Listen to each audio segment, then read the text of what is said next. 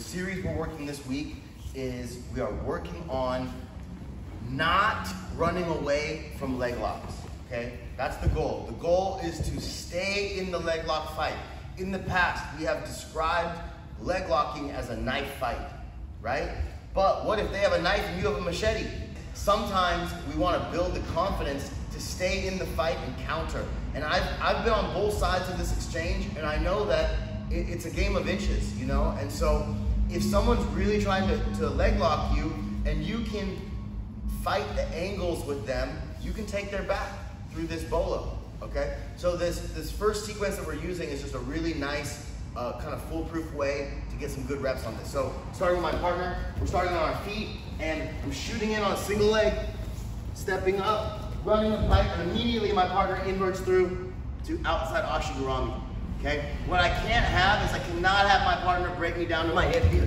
This is bad. So we're staying on our feet, keeping our base. I'm gonna drive my knee across my partner's hip. I can put my hands on the mat, it's fine. I'm not worried about him heel hooking me here. He can go to heel hook me, but this is not where he gets his break, okay? He needs to get my hips to the ground to finish me. So if I stay here and I let him break me down to the ground, then right here I'm in danger, okay? But up here, I'm not in danger yet. So he goes to heel hook me, and I'm back stepping through, pinching on the leg, and curling my leg on my partner's leg at a 90-degree angle across his femur.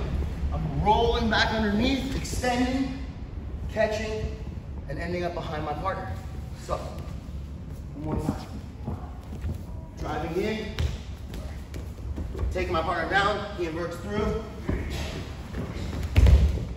and we're ending up behind our partner. So guys, once you understand the berimbolo counter to leg locks, the next thing you have to understand is how we can use this against every single leg lock, okay? Basically, we can turn the leg locks into a funnel that leads into this situation. So first, let's look at the outside foot locks, okay? On the outside foot locks, my partner has Ashigurami, or he has outside Ashigurami, or he has a reap. Any of these outside foot locks, I can turn, back step, and roll back through. Okay, I can do that on any of the outside foot locks. But the inside foot locks are slightly different. Okay, on the inside foot lock, I don't want to turn away. All right, so for these inside foot locks, I need to get my partner turning down towards my leg. Okay, I need this knee frame to come out of my way. So the way we're going to practice this is I'm going to be in honey hole, and I'm going to stomp my leg out into a boot. And I want my partner to either try and fight for this or turn into a knee bar.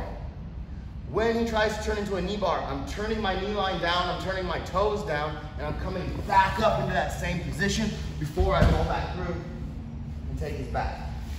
Okay? So if my partner backsteps me right here, I'm not going to run away from him. I'm going to actually try and bait my partner into turning down on my foot as I come up and roll through to his back. In order to play this game successfully, I need to make sure that I'm preventing my partner from hitting the ideal heel hook position, okay? And we've been talking about this a lot. When Kevin goes and catches my foot and he pins it to the mat and he brings my knee in, this is terrible, okay? Watch me one time without the entanglement so you can just see, right?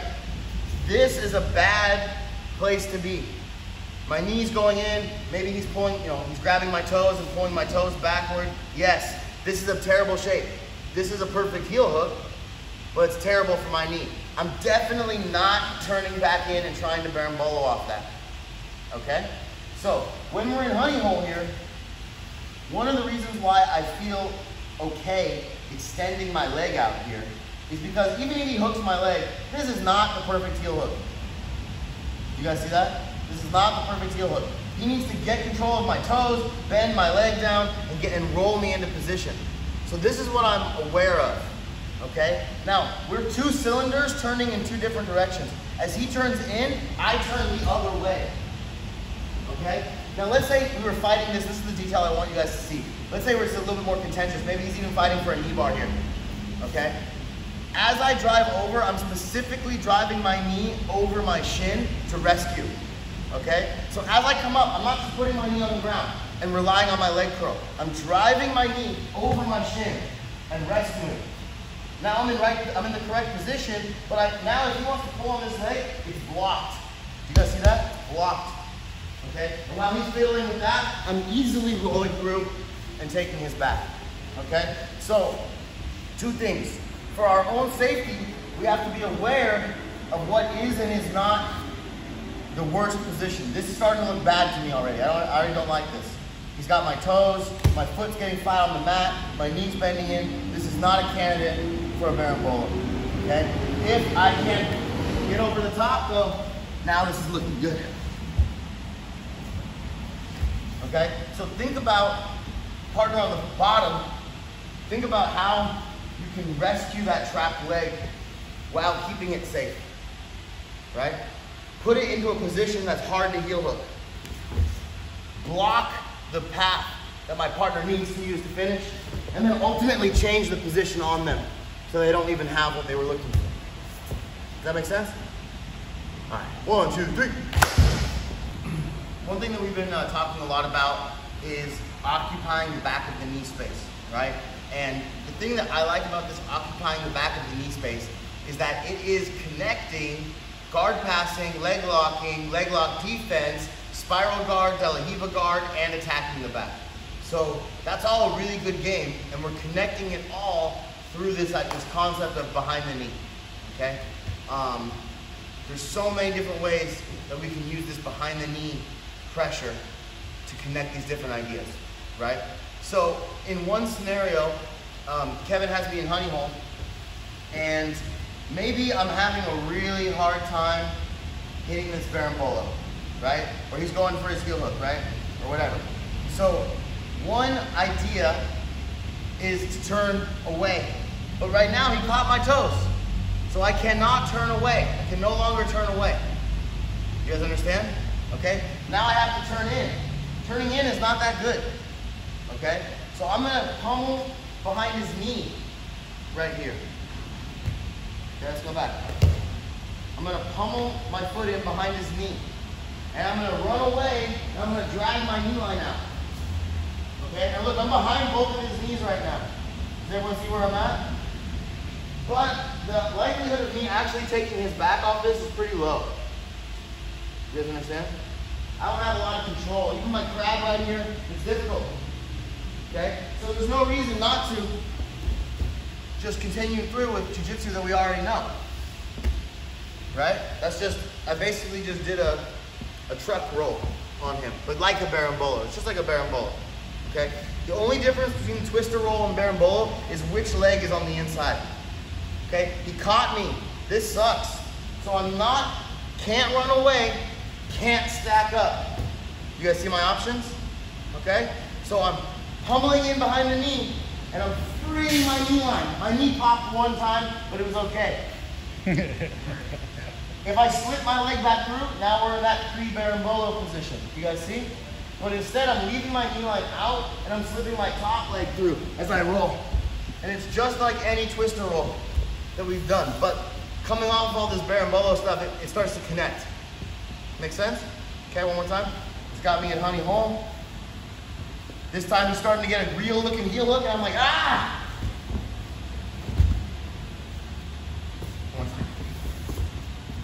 Take all the time you need. Boom, he dives in, I'm pummeling, I'm freeing my knee line, and now right here I'm on top of him. And we're rolling through. Okay? Does this make sense? Question? Okay, one more time.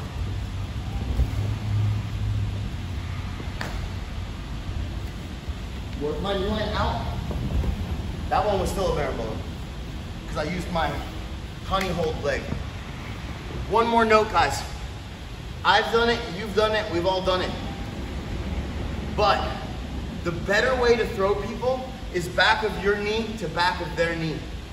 And the reason why, even though some of us are having success using our shins, and we may still continue to have success using our shins, just recognize that every time I drive with my shin, I'm cranking on my own knee. And this is where we've seen some nasty pops. You understand? So if I'm gonna drive with my shin, I need to make sure that it's in a line that my knee bends. If I drive out, it gets funky, okay? So watch this one more time, and I'm just gonna demonstrate how this could go wrong, okay? I'm pummeling in, I'm bringing my knee line out, right? And now see how my shin is the only thing behind his knee is my shin? So as I go and I try to flare my shin, if he stomps his leg back, see how that's cranking on my knee, right? But if I keep my leg behind the knee, and now he can flare as much as he wants. That's not gonna stop me from bowling.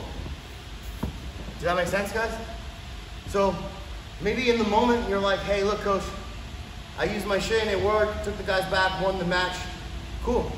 But I would hate to have your knee get blown out because someone was resisting it, right? And they push back against you and your knee doesn't bend that way. We see that all the time in a lot of different positions, okay? So just know, behind the knee, against the back of their knee, that's just like deep hook, spider web, it's safe. Wrist behind the knee or ankle behind the knee is a little bit weaker, okay? So the only difference between doing a berimbolo and doing the normal twister roll is which leg we're using on the inside, okay? All right, let's try it out. This is my favorite way to learn jiu-jitsu. Watch high-level competition, see what works, and then draw similarities, okay? Try to see who else uses that technique. A technique that only one person can hit is worthless. It's no value to me, you know what I mean? A technique that 10 different black belts use some variation of is very interesting to me.